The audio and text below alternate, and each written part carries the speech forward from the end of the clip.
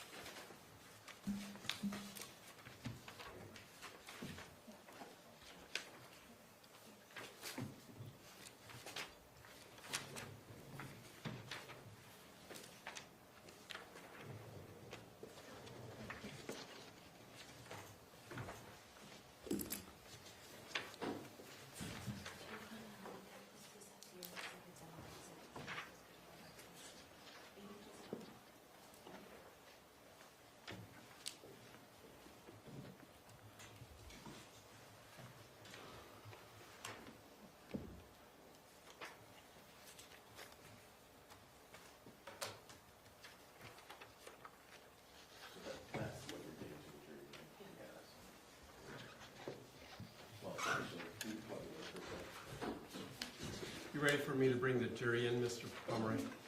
That's fine, Judge. Thank you. All right, let's bring in the jury, please, Ray.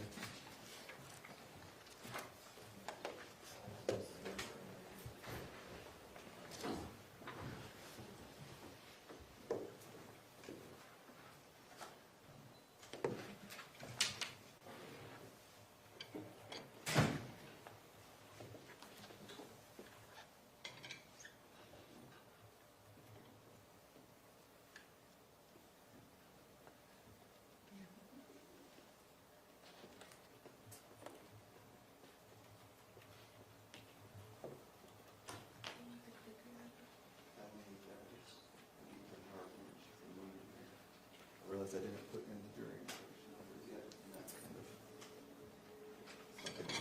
All rise for the jury.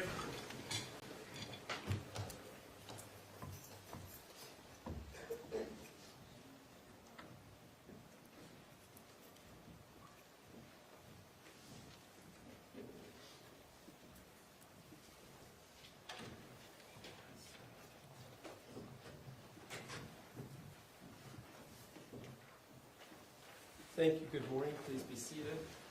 Ladies and gentlemen, the jury on your chairs are the jury instructions for the closing instructions for today's trial. There also is the jury verdict form for the various charges. You're free to read along with me or to just listen while I go through the instructions. You, of course, will be able to take these back to you into the jury room for your deliberations. The rules do require me to read these into the record. It takes a little bit of time to do so. I will do my best not to read too fast or too slow. After I've completed reading to you the closing jury instructions and the jury verdict forms, then the state will give their closing argument, and Mr. Facemyer, on behalf of the defense, will give his closing argument, and then the plaintiff or the state, because they have the burden of proof, has the option to do a rebuttal closing argument. After the state has completed their rebuttal argument, if they have any, then it'll be time for us to send you back to start your deliberations. We'll give you some last-minute instructions at that point as well. Closing instructions number 1, closing roadmap. Members of the jury, you now have all the evidence. 3 things remain to be done. First, I'll give you additional instructions that you will follow in deciding this case. Second, the lawyers will give you their closing arguments. Prosecutor will go first, then the defense. Because the prosecution has the burden of proof, the prosecutor may give a rebuttal. Finally, you will go to the jury room to discuss and decide the case. Number 2, juror duties. You have two main duties as jurors. The first is to decide from the evidence what the facts are. Deciding what the facts are is your job, not mine. The second duty is to take the law I give you in the instructions, apply it to the facts, and decide if the prosecution has proved the defendant guilty beyond a reasonable doubt. You are bound by your oath to follow the instructions that I give you, even if you personally disagree with them. This includes the instructions I gave you before trial, any instructions I may have given you during the trial, and these instructions. All the instructions are important. You should consider them as a whole. The order in which the instructions are given does not mean that some instructions are more important than others. Whether any particular instruction applies may depend on what you decide are the true facts of the case. If an instruction applies only to facts or circumstances you find do not exist, you may disregard that instruction. Perform your duties fairly. Do not let any bias, sympathy, or prejudice that you may feel toward one side or the other influence your decision in any way. You must also not let yourselves be influenced by public opinion. Number 3, closing arguments. When the lawyers give their closing arguments, keep in mind that they are advocating their views of the case. What they say during their closing arguments is not evidence.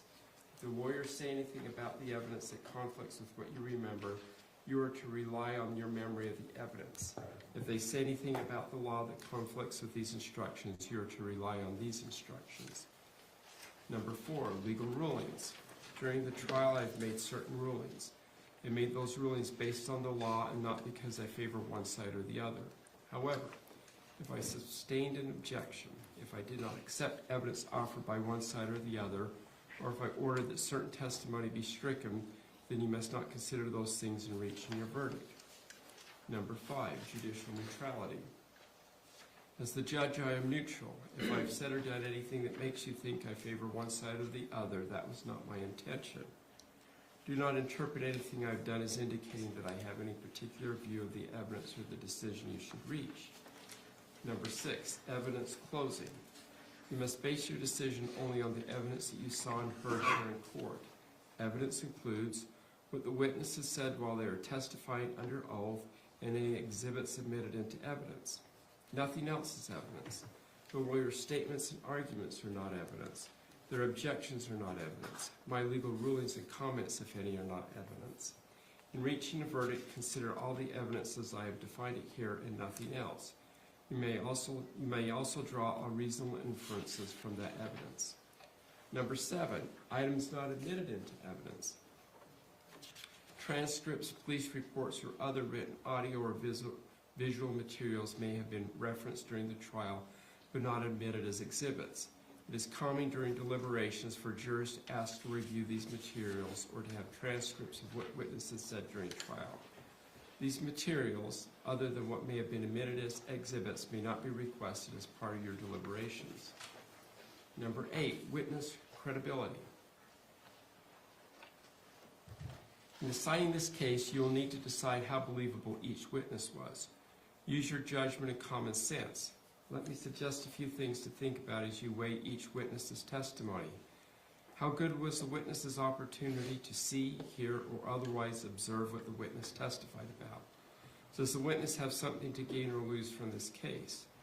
Does the witness have any connections to the people involved in this case? Does the witness have any reason to lie or slant the testimony? Was the witness's testimony consistent over time? If not, is there a good reason for the inconsistency? If the witness was inconsistent, was it about something important or unimportant? How believable was the witness's testimony in light of other evidence presented at trial? How believable was the witness's testimony in light of human experience? Was there anything about the way the witness testified that made the testimony more or less believable? In deciding whether or not to believe a witness, you may also consider anything else you think is important. You do not have to believe everything that a witness said. You may believe part and disbelieve the rest. On the other hand, if you are convinced that a witness lied, you may disbelieve anything the witness said. In other words, you may believe all, part, or none of a witness's testimony. You may believe many witnesses against one or one witness against many. In deciding whether a witness testified truthfully, remember that no one's memory is perfect. Anyone can make an honest mistake. Honest people may remember the same event differently. Number 9, presumption of innocence, closing. Remember, the fact that the defendant is charged with a crime is not evidence of guilt. The law presumes that the defendant is not guilty of the crimes charged. This presumption persists unless the prosecution's evidence convinces you beyond a reasonable doubt that the defendant is guilty. Number 10, reasonable doubt, closing. As I instructed you before, proof beyond a reasonable doubt is proof that leaves you firmly convinced of the defendant's guilt. There are very few things in this world that we know with absolute certainty, and in criminal cases, the law does not require proof that overcomes every possible doubt. If the evidence leaves you firmly convinced that the defendant is guilty of the crime charged, you must find the defendant guilty. On the other hand, if there is a real possibility that she is not guilty, you must give the defendant the benefit of the doubt and return a verdict of not guilty. Number 11, direct and circumstantial evidence. Facts may be proved by direct or circumstantial evidence. The law does not treat one type of evidence as better than the other. Direct evidence can prove a fact by itself. It usually comes from a witness who perceived firsthand the fact in question. For example, if a witness testified he looked outside and saw it was raining, that would be direct evidence that it had rained. Circumstantial evidence is indirect evidence. It usually comes from a witness who perceived a set of related events, but not the fact in question. However, based on that testimony, someone could conclude that the fact in question had occurred. For example, if a witness testified that she looked outside and saw that the ground was wet and people were closing their umbrellas, that would be circumstantial evidence that it had rained. Before you can find the defendant guilty of any charge, there must be enough evidence, direct, circumstantial, or some of both, to convince you of the defendant's guilt beyond a reasonable doubt. It is up to you to decide. Number 12, defendant testifying. The defendant testified at trial. Another instruction mentions some things for you to think about in weighing testimony. Consider those same things in weighing the defendant's testimony. Don't reject the defendant's testimony merely because she is accused of a crime. Number 13, offense requires conduct and mental state. A person cannot be found guilty of a criminal offense unless that person's conduct is prohibited by law and, at the time the conduct occurred, the defendant demonstrated a particular mental state specified by law. Conduct can mean both an act or the failure to act, and the law requires a person to act. As to the mental state requirement, the prosecution must prove that at the time the defendant acted or failed to act, she did so with a particular mental state. For each offense, the law defines what kind of mental state the defendant had to have, if any. For some crimes, the defendant must have acted intentionally or knowingly. For other crimes, it is enough that the defendant acted recklessly with criminal negligence, or as some other specified mental state. Later, I will instruct you on the specific conduct and mental state that the prosecution must prove before the defendant can be found guilty of the crimes charged.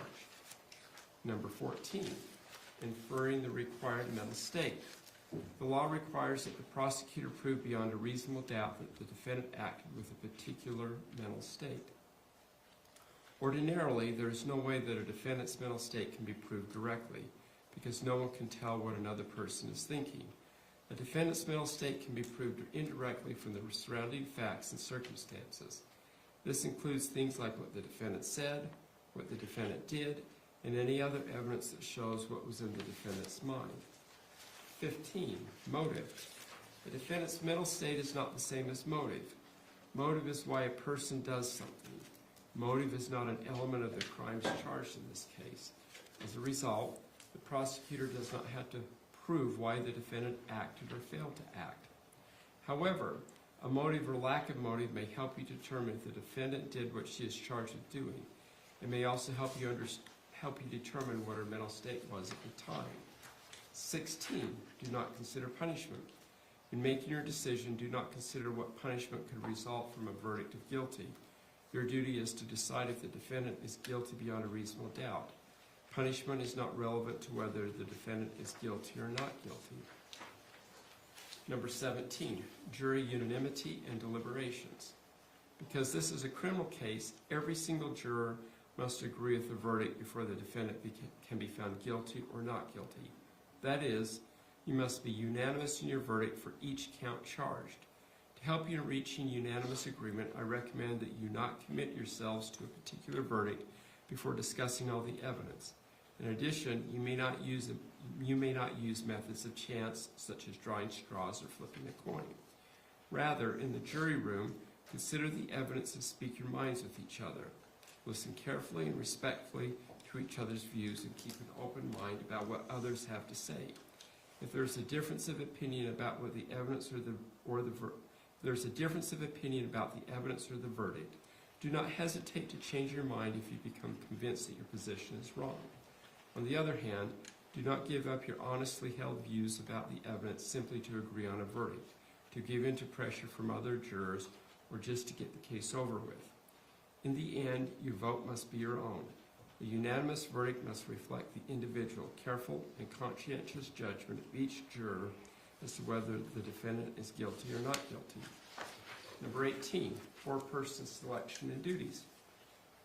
Among the first things you should do when you go to the jury room to deliberate is to appoint someone to serve as the jury foreperson.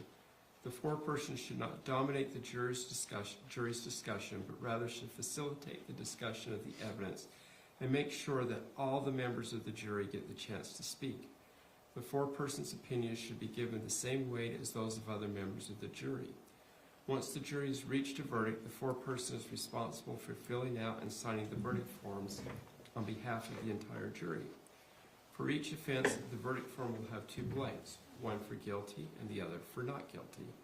The foreperson will fill in the appropriate blank to reflect the jury's unanimous decision. In filling out the form, the foreperson needs to make sure that only one blank is marked for each charge. Number 19, jury questions during deliberations. These instructions should contain all the information you need to decide this case based upon the evidence. However, if you have a question or need clarification during deliberations, write a note and give it to the bailiff. I will review it with the lawyers. We will answer your question as appropriate. 20, deadlocked juries. The verdict must represent the considered judgment of each juror. In order to return a verdict, it is necessary that each juror agree. Your verdict must be unanimous. It is your duty to consult with one another and to deliberate. Your goal should be to reach an agreement, if you can do so, without surrendering your individual judgment. Each of you must decide the case for yourself, but do so only after impartially considering the evidence with your fellow jurors. Do not hesitate to re-examine your own views and change your position if you are convinced it is mistaken. But do not surrender your honest conviction as to the weight or effect of the evidence solely because of the opinion of your fellow jurors or just to return a verdict. You are judges of the facts. Your sole interest is to determine the truth from the evidence in the case. Number 21, fact versus expert witnesses. There are two types of witnesses, fact witnesses and expert witnesses. Usually a fact witness can testify only about facts that he or she can see, hear, touch, taste, or smell. An expert witness has scientific, technical, or other special knowledge that allows the witness to give an opinion. An expert's knowledge can come from training, education, experience, or skill. Experts can testify about facts, and they can gain their opinions in their areas of expertise. You may have to weigh one expert's opinion against another's. In weighing the opinions of experts, you may look at their qualifications, the reasoning process the experts used, and the overall credibility of their testimony. You may also look at things like bias, consistency, and reputation. Use your common sense in evaluating all witnesses, including expert witnesses. You do not have to accept an expert's opinion. You may accept it all, reject it all, or accept part and reject part. Give it whatever weight you think it deserves. Number 22, law enforcement officer's testimony. You've heard the testimony of a law enforcement officer. The fact that a witness is employed in law enforcement does not mean that his or her testimony deserves more or less consideration than that of any other witness. It is up to you to give the witness's testimony whatever weight you think it deserves. Number 23, stipulation of fact. When lawyers agree that certain facts are true, it is called a stipulation of fact. You must accept any stipulated facts as having been proven. However, the significance of these facts, as with all other facts, is for you to decide. Number 24, multiple defendants or missing defendants. There has been evidence suggesting that persons other than the defendant may have been involved in the crime for which the defendant is on trial. Your duty in this case is to decide only whether the prosecutor has proven beyond a reasonable doubt the guilt of the defendant who is on trial. Number 25, separate consideration of multiple crimes. The defendant has been charged with more than one crime. It is your duty to consider each charge separately. For each crime charged, consider all the evidence related to that charge. Decide whether the prosecution has presented proof beyond a reasonable doubt that the defendant is guilty of that particular crime.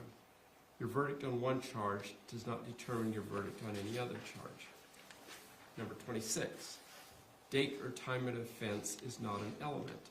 The state has alleged that the defendant committed the charged offense on or about certain dates.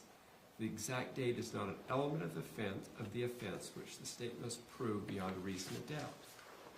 27. Usual and ordinary meanings instruction. Unless these instructions give a definition, you should give all words their usual and ordinary meanings. Instruction 28. Mental states defined intentionally.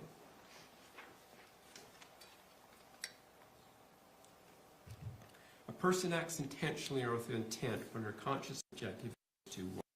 Engage in certain conduct, or 2. Cause a certain result. Knowingly.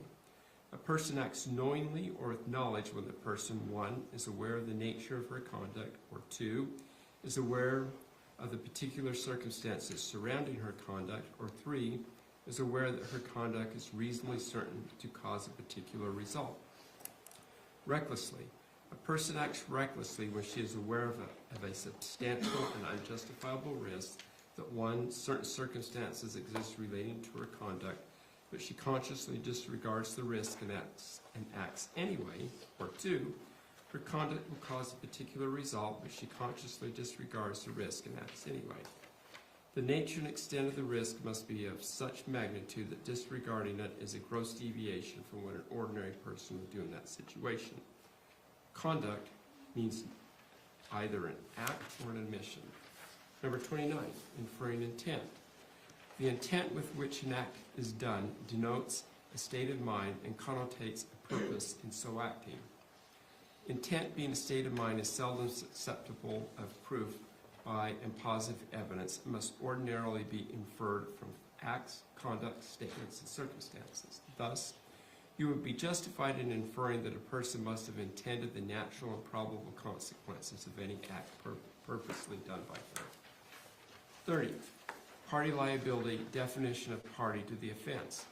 A person can commit a crime as a party to the offense. In other words, a person can commit a criminal offense even though she did not personally do all the acts that make up the offense. Here, Tracey Marie Grist is charged in count 1, 3, 4, and 5 as a party to the offense. Before a person can be found guilty as a party to the offense, you must find beyond a reasonable doubt that 1. Tracey Marie Grist had the mental state required to commit the charged offense, and 2. Tracey Marie Grist, A, directly committed the charged offense, or B, intentionally, knowingly, or recklessly solicited, requested, commanded, or encouraged another person to commit the charged offense, or C, intentionally aided another person to commit the charged offense, and 3. The charged offense was committed either by Tracey Marie Grist or Kevin Stanley Ellis or another person. 31. Elements of the charged crime, count 1, murder.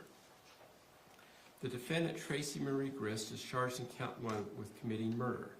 You cannot convict her of this offense unless, based on the evidence, you find beyond a reasonable doubt each of the following elements. 1. Tracey Marie Grist is a party to the offense. 2.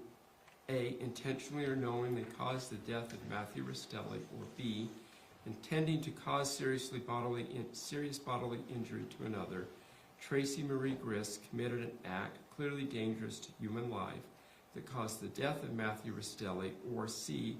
Acting under circumstances evidencing a depraved indifference to human life, Tracey Marie Grist engaged in conduct which created a grave risk of death to another and thereby caused the death of Matthew Rastelli. After you carefully consider all the evidence in this case, if you are convinced that each and every element has been proven beyond a reasonable doubt, then you must find the defendant guilty. On the other hand, if you are not convinced that one or more of these elements has been proven beyond a reasonable doubt, then you must find the defendant not guilty. Number 32, definitions applicable to count 1, murder. Bodily injury. Bodily injury means physical pain, illness, or any impairment of physical condition. Serious bodily injury. Serious bodily injury means bodily injury that creates or causes serious permanent disfigurement, protracted loss or impairment of the function of any bodily member or organ, or creates a substantial risk of death. Number 33, definition/explanation of depraved indifference. A person is guilty of murder if, acting under circumstances that demonstrate a depraved indifference to human life, she knowingly engages in conduct that creates a grave risk of death and in fact causes the death of another. Depraved indifference to human life means an utter callousness towards the value of human life and a complete indifference as to whether the actor's conduct will create a grave risk of death to another. To act with depraved indifference, the actor must do more than act recklessly. However, she does not have to have a conscious desire to cause death, nor does she need to be aware that the conduct is reasonably certain to cause death.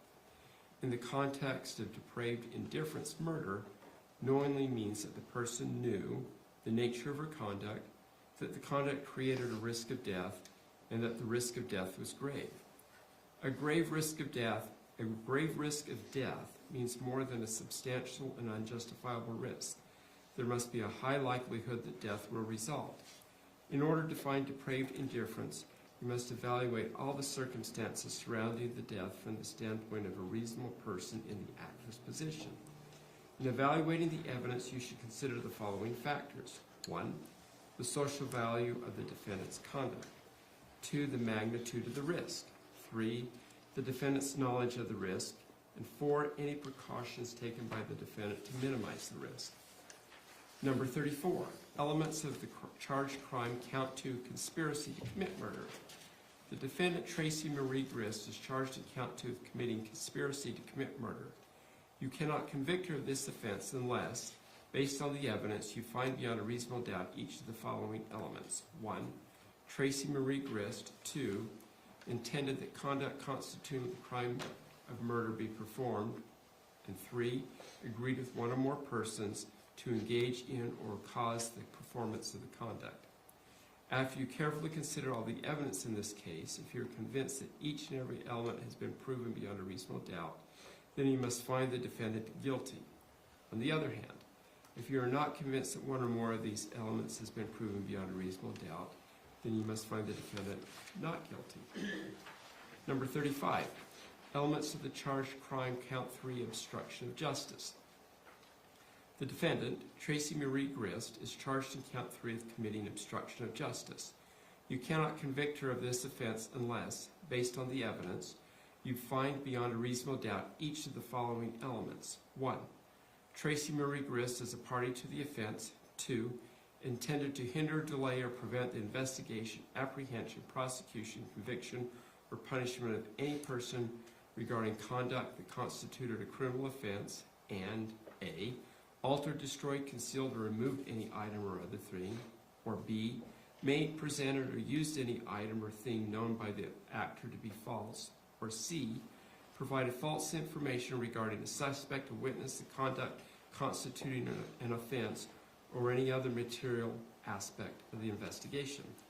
After you carefully consider all the evidence in this case, if you are convinced that each and every element has been proven beyond a reasonable doubt, then you must find the defendant guilty. On the other hand, if you are not convinced that one or more of these elements has been proven beyond a reasonable doubt, then you must find the defendant not guilty. Number 36, jury unanimity for obstruction of justice and the verdict form for count 3. Count 3 charges Tracey Marie Grist with obstruction of justice. The prosecution argues that the defendant may have committed the offense by 1, being a party to planting the knife in Matthew Rastelli's hand, and or 2, making an untruthful statement to 911 or the police that Matthew Rastelli had a knife before Kevin Ellis shot Matthew Rastelli.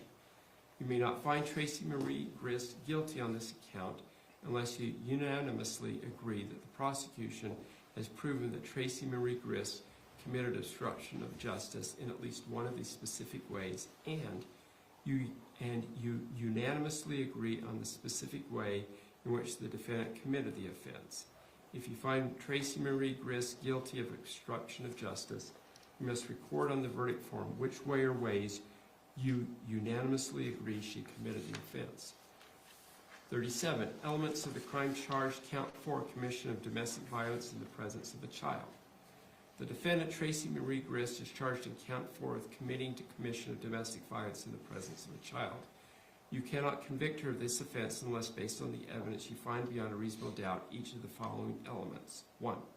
Tracey Marie Grist as a party to the offense. 2. Intentionally or knowingly committed murder. 3. In the presence of a child. And 4. Tracey Marie Grist and Matthew Rastelli were cohabitants at the time of the offense. After you carefully consider all the evidence in this case, if you are convinced that each and every element has been proven beyond a reasonable doubt, then you must find the defendant guilty. On the other hand, if you are not convinced that one or more of these elements has been proven beyond a reasonable doubt, then you must find the defendant not guilty. Number 38, element of the crimes charged, count 5, commission of domestic violence in the presence of a child. The defendant, Tracey Marie Grist, is charged in count 5 with committing commission of domestic violence in the presence of a child. You cannot convict her of this offense unless, based on the evidence, you find beyond a reasonable doubt each of the following elements. 1. Tracey Marie Grist as a party to the offense. 2. Intentionally or knowingly committed murder. 3. In the presence of a child. And 4. Tracey Marie Grist and Matthew Rastelli were cohabitants at the time of the offense. After you carefully consider all the evidence in this case, if you're convinced that each and every element has been proven beyond a reasonable doubt, then you must find the defendant guilty. On the other hand, if you are not convinced that one or more of these elements has been proven beyond a reasonable doubt, then you must find the defendant not guilty. Number 39, stipulation of fact regarding cohabitation. When lawyers agree that certain facts are true, it is called a stipulation of fact. You must accept any stipulated facts as having been proven. However, the significance of these facts, as with all facts, is for you to decide. The parties have stipulated that Tracey Marie Grist and Matthew Rastelli were cohabitants at the time of the offense. Number 40, definitions applicable to counts 4 and 5, commission of domestic violence in the presence of a child. Child means an individual younger than 18 years old. In the presence of a child. In the presence of a child means A, in the physical presence of a child, or B, having knowledge that the child is present and may see or hear an act of domestic violence. Cohabitant. Cohabitant, as used in this case, means an individual who is 16 years or older who, 1, is related by blood or marriage to the other party as the individual's parent, grandparent, sibling, or any other individual related to the individual by consanguinity or affinity to the second degree. As Instruction 39 provides, the parties have stipulated that Tracey Marie Grist and Matthew Rastelli were cohabitants at the time of the offense. Instruction number 41, special verdict form for cohabitation. If you determine beyond a reasonable doubt that Tracey Marie Grist committed either murder count 1, conspiracy to commit murder count 2, domestic violence in the presence of a child count 4, or domestic violence in the presence of a child count 5, you must complete the special verdict form titled Special Verdict Form for Cohabitant. Number 42, jury unanimity, multiple offenses with identical elements. The prosecution is charged in count 4 and count 5 that Tracey Marie Grist committed commission of domestic violence in the presence of a child multiple times. Although each of these counts has similar or identical elements, you must consider each count separately and render unanimous agreement on whether Tracey Marie Grist is guilty or not guilty of each individual count. You may not find the defendant guilty of any count unless you unanimously agree the prosecution has proven the specific act in the elements of the offense for each count, and you unanimously agree the prosecution has proven all other elements of the count. You may find the defendant guilty of all of these counts, none of these counts, only some of these counts, but for each count your decision must be unanimous. In this case, count 4 is based on the alleged conduct of committing the offense in the presence of SR. Count 5 is based on the alleged conduct of committing the offense in the presence presence of CR. I'll now read to you the various verdict forms. In the 4th District Court, Provo, Utah County, State of Utah plaintiff versus Tracey Marie Grist, defendant. Verdict form for count 1, case number 2411-01170, Judge Roger W. Griffin. As to count 1, we, the jury, impaneled in the above entitled cause, find the defendant as to count 1, murder is charged in the information, blank guilty or blank not guilty. And then below that is a line with the jury foreperson. The jury foreperson will select the correct answer and then sign their name and put their juror number by their name. The next jury verdict form. In the 4th District Court, Provo, Utah County, Utah, State of Utah versus Tracey Marie Grist. Verdict form for count 2, case 2411-01170, Judge Roger W. Griffin. As to count 2, we, the jury, impaneled in the above entitled cause, find the defendant as to count 2, conspiracy to commit murder as charged in the information, blank guilty or blank not guilty. Then a signature line for the jury foreperson. Similarly, you should check the right box for the jury's decision, sign, and put your jury number next to your signature. The next verdict form. In the 4th District Court, Provo, Utah County, Utah, State of Utah versus Tracey Marie Grist, defendant. Verdict form for count 3, case number 2411-01170, Judge Roger W. Griffin. As to count 3, we, the jury, impaneled in the above entitled cause, find the defendant as to count 3, obstruction of justice, as charged in the information, blank guilty or blank not guilty. Further, having found the defendant guilty, we unanimously find, then you mark all that apply and leave blank if the defendant is found not guilty. Blank Tracey Marie Grist was a party to planting the knife in Matthew Rastelli's hand. Tracey Marie Grist made an untruthful statement to 9/11 or the police that Matthew Rastelli had a knife before Kevin Ellis shot Matthew Rastelli. Blank foreperson. Similarly, we'll check the right box, guilty or not guilty, and then after making that decision, you'll move down following the instructions and check a box as applicable or a line for the next section, and then sign and put your juror number. The next verdict forms for counts 4 and 5. In the 4th District Court, Provo, Utah County, State of Utah, plaintiff versus Tracey Marie Grist, defendant. Case number 2411-01170, Judge Roger Griffin. As to count 4, we, the jury, impaneled in the above entitled cause, find the defendant as to count 4, commission of domestic violence in the presence of a child as charged in the information, blank guilty or blank not guilty. As to count 5, we, the jury, impaneled in the above entitled cause, find the defendant as to count 5, commission of domestic violence in the presence of a child as charged in the information, blank guilty or blank not guilty. And then the signature line. Once again, the jury foreperson will select the correct answer for each count, then sign and put their juror number next to their signature. Then we have the special verdict form. In the 4th District Court, Provo, Utah County, State of Utah plaintiff versus Tracey Marie Grist, defendant.